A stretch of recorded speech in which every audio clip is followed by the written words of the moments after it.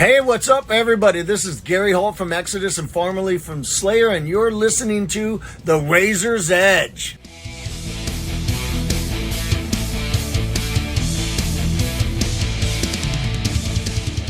So I'm here with Jo Mortimer. Now, if you don't know Joe, when he's not playing in essentially two full-time bands and collaborating with people all over the world and other projects, booking tours over multiple continents, he's part of the team that put together my favorite weekend of the year. The weekend that the only thing that's kept me away from it is biblical style flooding last year, and that's UK Slamfest. So, Joe, as a starting point, for people who may not be familiar with the festival, can you give a bit of insight into the history of how it started, please? Absolutely. So Slamfest began in 2015. The first event was at Temple of Boom in Leeds, and it was actually started by Chris Ryan from Party Cannon, Jack Bowden of Chainsaw Castration. They both reached out to me.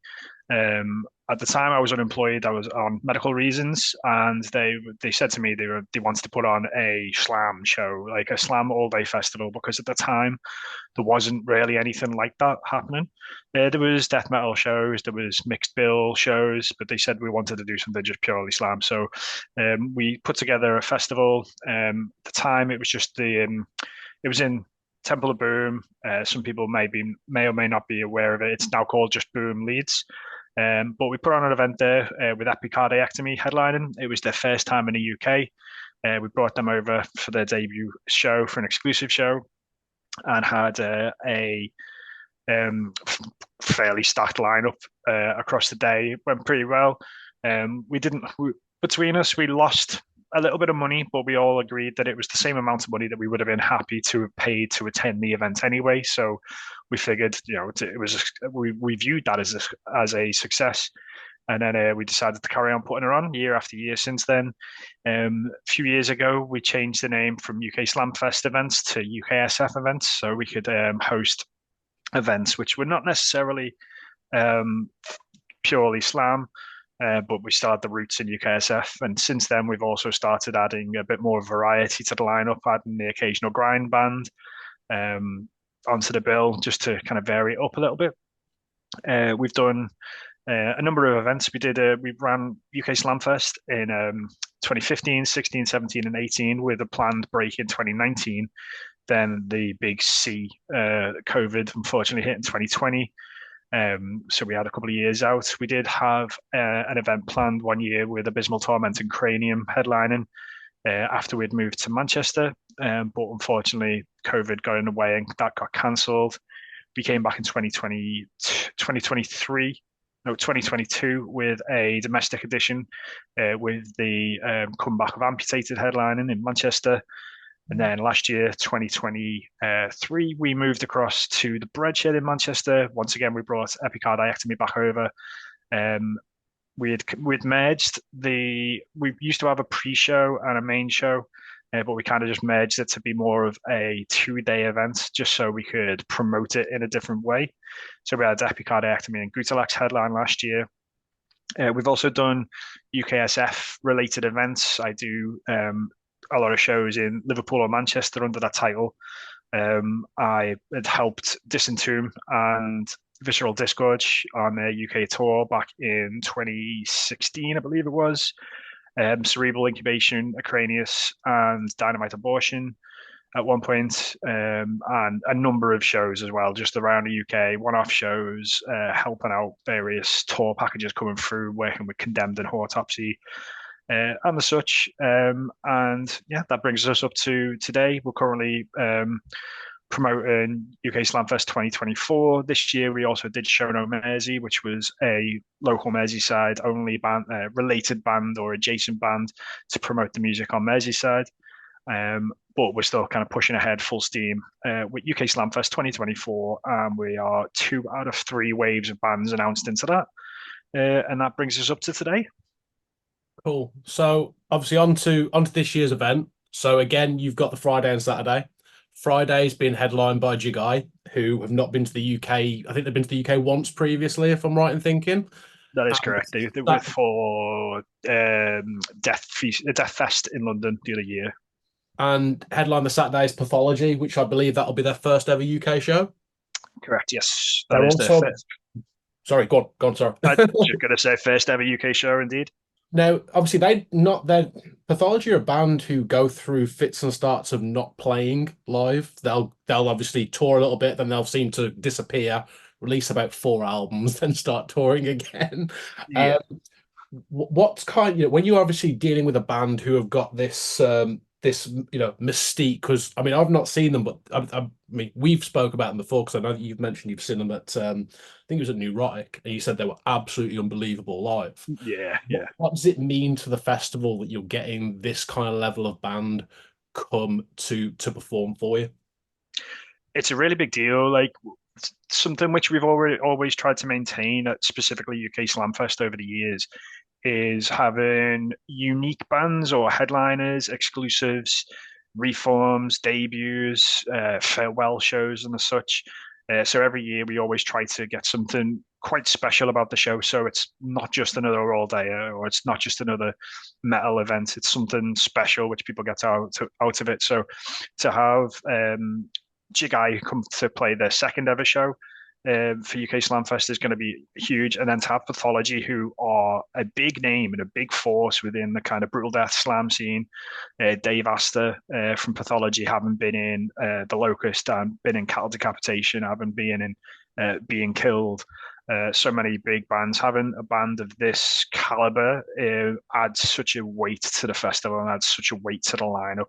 It's introduced a couple of new things for us as well, such as working with bigger agencies and stuff with regards to the festival. So we've been learning a lot the whole way along. We've been learning new things, but to have them, I think when we made that announcement, a lot of people were like taken back. Was like, wow, it's kind of pulling out the big guns. So it's a big deal for us, and hopefully it's a sign of things to come as well. Well, obviously, you've mentioned you don't go for generic lineups. You definitely bring acts to the UK, especially in the headliner slots this festival that they're not going to they're not going to go through the UK on a normal tour route. So you had Cephalotripsy, who don't really tour much outside of the US. They'll do the big fests in Europe, but they don't tend to do prolonged tours. You've had Wormed headline. I mean, there was the unfortunate that Despondency was supposed to do a comeback show for the second edition. So you obviously getting these bands in. How do you then look to build the rest of the lineup around them? It's a very good question. Like quite often we try to give as many UK bands the opportunity to play at these events. So we're always looking through the UK underground to bring to give like the UK DIY underground, brutal death, gore grind type scene, that stage, that platform to play with these bigger bands as well. So with the bands that are playing myself and the shows that I attend, I obviously learn about a lot of bands, and then I open up submissions to be fully accessible to everybody. So I'll just look to try and give as many bands the opportunity to play as possible, as well as looking to not repeat so many performances. There's been very few repeats over the years, just to make sure that we're making it fair for as many bands to be part of it as possible. Obviously, there is only a limited number of bands, so sometimes repeats do come up. But it's always about bands who are actively promoting things. So it could be that they've got a new release coming out, or that they've had a bit of a change, or they've kind of they've came back from a bit of a break or an absence. So to help build that hype. So we'll tend to try and lock in the bigger bands, mostly because there's a lot more logistics involved and finances involved, and then it kind of builds around that down below to see what opportunities we can give to the younger bands, newer bands. You can see it in the lineup this year. We've got Type A Secreta announced so far, who are a two-piece from the Northwest. They've been doing really well. They've been doing a lot more recently. They've had a couple of overseas shows, but this may be one of the bigger shows they've had the opportunity to play. So we wanted to make sure we give them the opportunity. Then there's the likes of Impurist, who are a brand new band, a bit of one which some of the new fans may not be aware of, but they've got an all-star lineup with members of Garroted, members of Intraretal Gestation, Winter Philith, and a number of other bands and associated acts. So a lot of the old school UK DM type fans, such as me and yourself, will definitely be aware of and be looking forward to seeing. So we try and build it up that way, really. Is it challenging not to essentially go all in on? All right, you had the domestic edition where you went for, the creme de la creme. Is it difficult not to try and overly fill the lineup with the bigger bands? So you look at other festivals and other DIY festivals, and the one I'll always bring up, and this isn't me slagging them off, it's Outbreak. So if you look at Outbreak back in the day, they would literally have the same UK lineup with a few different plug-in additions, and that would kind of that could be a bit off-putting, obviously dependent on who the bands are. So is it difficult not to try and make that same mistake, given obviously the amount of years that you've been doing it, or is it just a case of that's what you want to do, so you just have to stick to it no matter what? It is difficult because a lot of the bands who play, we have a good reputation with the bands that we've booked before with being good hosts for shows. We're providing, good quality food, drink, accommodation, ground transport, and stuff. So we've got a good relationship with a lot of the bands who've gone before. But it would be very easy to just offer these back, and especially because bands want to come back to play for our festival and come back to the festival. But sometimes we have had to say, like, we've worked with you, and we want to give them other people opportunities. I recently checked our submission lists on. We've got a submission form through Google Forms, and we've got like over 100 bands, and we get some insane bands like who have applied, and I'm like, how do you even know about our festival? We recently had Sadist contact us asking if they could play, and I was like, the Sadist? And they were like, yep, it's us. And I was like, oh wow. I was like, well, we'll definitely keep you on the card. So maybe in a future edition, you'll see Sadist headlining. But it is difficult because it would be very easy to do. It would be really easy to bring back the same bands that we've had so often. It would be really easy to bring back the bands who are applying to play again. But we're not really in it for it is. We don't want to make it difficult on ourselves, but we want to make the event special for the bands playing and for the people attending it. We could just rely upon it, but why make things easy on ourselves, really? Yeah, that's fair. That's fair. The festivals are very open to public requests. So obviously, you used to put all the time, who do you want to see play? And it'll just get full of requests. Now, how do you try and make some of those? If you see something that you think is actually possible, because everyone asks for a bronze putridity, ain't gonna happen. So you already can just cross that one off the list. But let's say, for example, you see a request and think that is possible, and that would actually work within the realms of the festival and the budget that we've got. What are the challenges to try and make that happen? So there's been bands in the past who people are like, oh yeah, we'd like to see. And I'm like, so then I kind of rely on my own experiences and knowledge of like the bands themselves and the as well as the other members of the team. So the team's expanded over the years. So we've got about 9 people, I think it is now, who all work together to run the event, and we've got a bit of an ongoing chat. So we'll kind of throw in, how about this band? What do you think about that band? Are they a good fit for the band? Because there is a lot of bands who people recommend or people suggest, or even bands who apply, and I'm like, you're not the right band for us. We've had big bands who've been put towards us, or people have requested, and I'm like, they would be a good band, but I don't think they're the right band for this festival. I don't think it's right.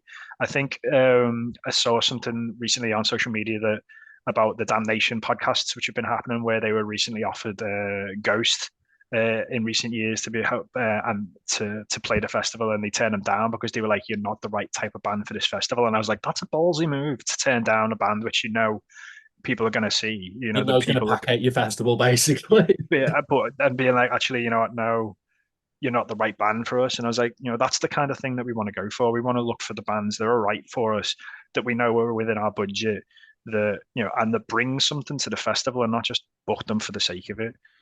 So it is, it is something that I'll always look at. I will always read every single comment and every single request, every suggestion, and I'll look through every band, and I'll endeavor to listen to every band to see, I'll look into them to see what type of hype they are, where they're from, what's going on, what kind of rep they've got, see if they, bring something to the festival.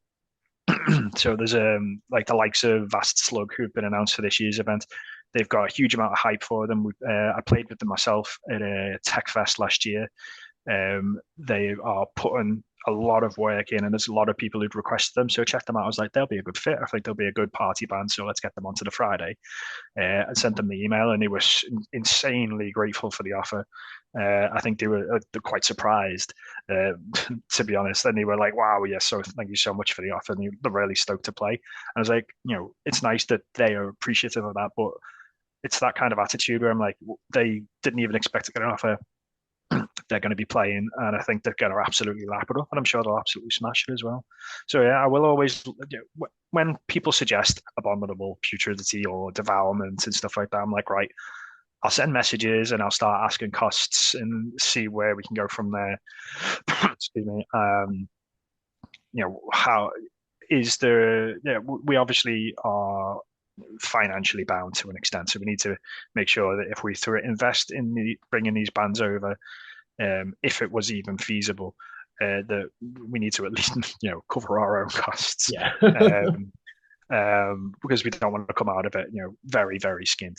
Yeah. So it's about reaching out. Like, thankfully, between all of the people involved with the team at the moment, we've all got good connections, and we kind of know all of the band. We largely know most of the bands. Between myself and Chris Ryan, for example, we know most of the bands, so we can reach out to members directly and be like, right, so what can we do? So that's how we kind of start. But if it's bigger bands where personally I didn't know any of the members of Pathology, so I reached out to the agent and I was like, what can we do? Can we make this work? And there's a bit of backwards and forwards, talk about potential tours or packages and the such.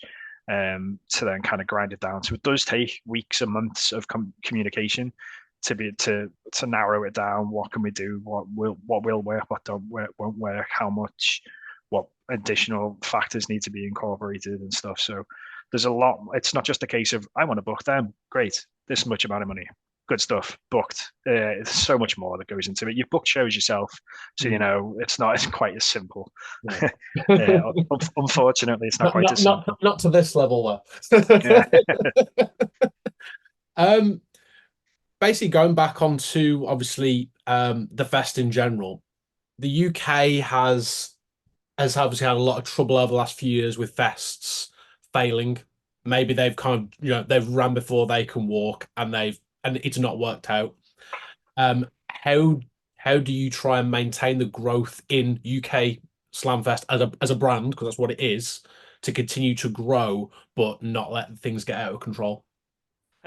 Honestly, my missus Lisa, she is chief financial operator, if we want to put a title on it, for UK Slamfest. So she'll say to me, I'll be like, oh, I've been offered this band, and she'll be like, are you sure we can afford that? So she's the brains behind the operation. I'm the face and the person who knows the people, but Lisa's the brains, and she's the one who will kind of draw it in and be like, right, so we need to. She's got forms, she's got spreadsheets, which kind of update every time I forget to change figures. She'll put the details in, and it'll be like, right, so this is how much. So generally, how we work now is that as soon as we've confirmed the top end of bands, she'll tell me how much money I've got to spend on the rest of the bill, and it means that I can then balance it out. So we can talk about like how much it's going to cost and what potential profit margins are, what our potential profit losses, what we could live with, what we could deal with. Thankfully, we've been in a quite a positive position where over the last few years there's been a small amount of profit which is rolled over. And we've also been able to pay all of the crew and all of the staff a small amount. So we now pay a percentage of profits every year to all the crew members, so as well as covering their costs as well. So we do actually support all of our team. It's not all on a voluntary basis anymore, which it once was, which is a nice position to be in. So the money rolls us over. So we do have a buffer. We are in a fortunate position that we've got a buffer if we make a bit of a loss. But we're always looking at what type of break-even numbers we're going to need, how much it's going to cost us, as well as having good relationships with the venues and good relationships with each other. We'll always talk about things like there's certain things every year which are kind of a bit of a bone of contention. It's like, oh, can we really afford that? Do we need to push that far? And we'll take a risk sometimes. Sometimes it pays off, sometimes it doesn't. But I think there's been quite a number of festivals in the UK which have gone a bit too big too quick. And it's been quite unfortunate because nobody wants to see a festival fail. Nobody wants to see an event fail. But we rely heavily upon pre-sales. We've got a good relationship with Skiddle, who's our ticketing platform. So we can actually get some advance money from them from our ticket sales rather than wait until after the event, which will help us finance the event in the run-up, so covering hotels or transport costs and such. So there's a lot of planning, a lot of meticulous planning, a lot of careful guidance from Lisa. How important is it that the festivals in Manchester, as a for a I'm going to say for a historical reason, because Manchester's a very key point reason why there is a brutal death metal scene in the UK. If you look back at the tours back in the day, where you'd have, the London show which Grind Ethic had put on, and then the Manchester show that Paul the Geck would put on, and that is the reason why there is why we have a brutal death metal scene here. To be brutally honest with you, Yeah, absolutely. is is it kind of because obviously it started in Leeds, but is it does it feel better that it's actually at somewhere that has that really historical reference to the growth of the style of music in the UK?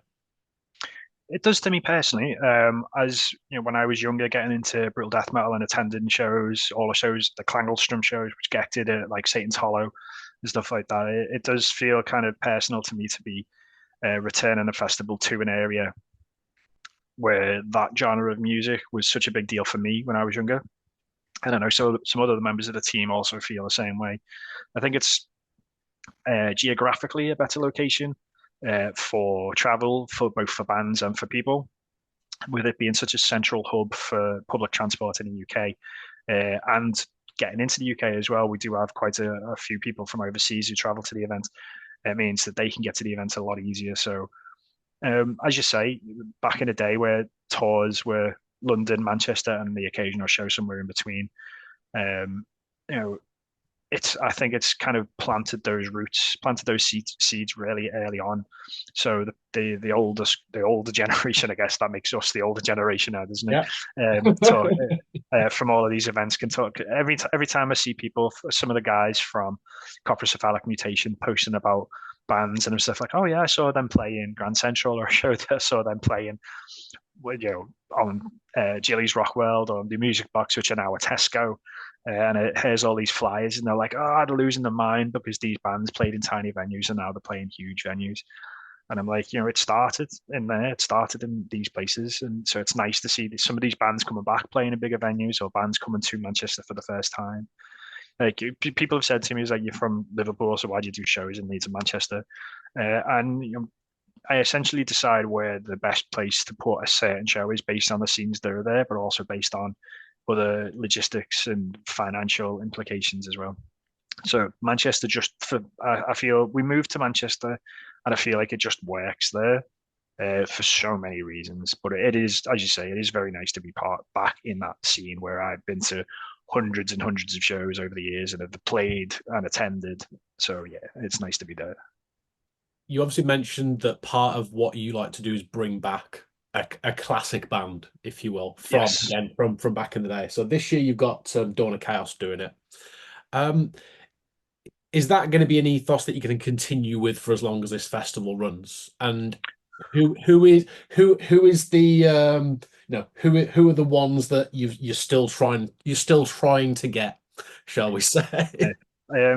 So I have tried Interrectal Gestation quite a few times. We did have them booked once, but there was some issues with Chris, the drummer. I think there was a miscommunication with dates and stuff, and it never really worked. And I've tried since, and they said, no, I don't think it's going to happen. We did get Scat Orgy. We had Neuroma doing a fair kind of return and farewell show. Excuse me. I would love to have. I'm hoping to get Omnipotent Hysteria out of retirement, kind of retirement at some point. I would love to have Embryonic Depravity. We have tried, and sadly, I don't think it will happen. Yeah, the list could go on from all of the old school. If anybody looks at the old UKDM flyers, there'll be a lot of unknown names from back then. Let's see if I can get visions from hate. Yeah, not happening. Really, kind of like just finishing up. Do you want to go into basically a bit more information with regards to how people can get tickets and what kind of payment plan? Because you've got payment plans in place now for the fest, haven't you? Yeah, that's right. So again, shout out to Damnation for giving us that idea. Our ticket and platform is Skiddle, who have been great to work with. We've worked with them for a number of years. So you can get advanced tickets. So the advanced weekend tickets are currently available for £50. There will be day tickets released and day splits released in the near future. So you'll be able to buy tickets for either a Friday or Saturday if you wish to only attend once. There is a payment plan. So that is only open to make your initial deposit until the end of March. So you can make an initial deposit of £20, and then on the 1st of May and the 1st of June, you would be given reminders to then pay installments of £15. So you can make your a payment plan of £20, £15, or £15, 3 installments, and that would get you your ticket. And it'll all be through the same platform. So you just then have exactly the same ticket for the weekend as everybody else. We've had quite a few people who have taken that up so far, and there's more people who have commented saying they're hoping to get them online and get them bought before the end of March. But we want to make that as accessible for people as possible. We are in a bit of a financial crisis, so as a country, so we want to make sure that people have got every opportunity to attend. £50 in one go is, a bit more of an ask to pay out. But the reason we're also using the venue we are as well is that it is fully disabled access. It's wheelchair accessible. There are disabled toilets, and there's also some safe areas for disabled people to still enjoy the show. We had somebody who attended last year who was wheelchair bound, who we set up directly next to the stage, so they had nobody in front of them, and they were able to enjoy every band for row seats. And it is 14 plus as a venue as well, so anybody from the age of 14 can attend. From 14 to 16, you are expected to come with an adult. From 16 plus, you will obviously need ID. 16 to 18, you can attend. 18 plus, you'll need ID if you're planning on buying alcohol. And there's also connected to the Flower and Flagon, which is a bar next door which serves food. So there is food, including vegetarian and vegan options, directly next door. And there is plenty of alcohol alternatives at the bar as well for anybody who may not drink, any straight edge people, or anybody who may just be sober for whatever reason they feel. So we try to make the venue and the whole event in general as accessible as possible. Cool. So the event is in October, on the 18th and 19th. Now, you've mentioned that you're 2 of 3 band drops down. When can we expect the final band drop? So we're going to be doing the final band drop on Easter weekend, on Good Friday, I believe it will be. There'll be the last 4 bands announced. One of them is going to be a UK exclusive, and they will be one of the top end bands on the bill. But I won't give away any hints just yet. But some eagle-eyed folk online may have seen a couple of hints here and there. But we're very much looking forward to that final announcement. It's definitely going to be our biggest lineup in terms of profile and budget. So we're hoping that the event goes well. But ticket sales so far are going well, looking healthy. And we're starting to get the rest of the logistics of the event in place. But we're on track for a very good weekend. Cool. Now, obviously, you've mentioned this is the last question. This is more kind of looking towards the future. If there's people who are looking at being involved in the festival, contacting you to actually get involved and play, when are your submissions open from, and when do you start looking at your next event? So the submissions are effectively open all year round. There is on the UKSF events Facebook page, there's a link in the description for a band submission form that people can put their details in about their band, provide any links, provide any requirements, whether it's costs or whether it's any particular equipment or whatever we need to be made aware of. And we review that throughout the year for when we are booking shows, whether it is the festival or whether it's looking for support slots on local shows. We generally start to plan each edition around January of each year. However, this one we did start almost straight after last year because, as you can see, we aimed for Pathology as the headliner and we wanted to get the conversations in early and start getting that locked down very early. But submissions are open year round and we will look at all submissions that come in. They don't simply get deleted. They will stay on that form until we have actually booked the band. So we will constantly review it and look at what opportunities we can offer out to bands.